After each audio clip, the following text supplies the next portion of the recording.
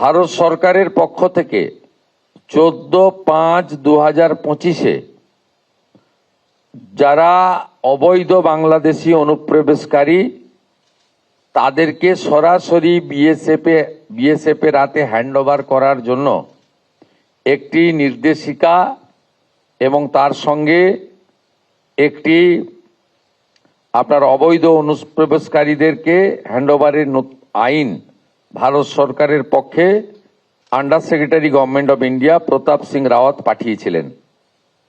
ডেটটা আবার বলি, 14/5/2025, অর্থাৎ কার্যত 1 বছরেরও বেশি আগে।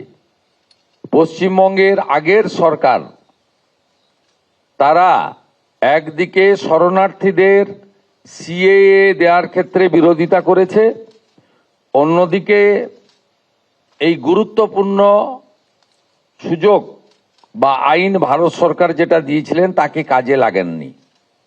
আজ থেকে আমরা এই আইন কার্যকর করলাম।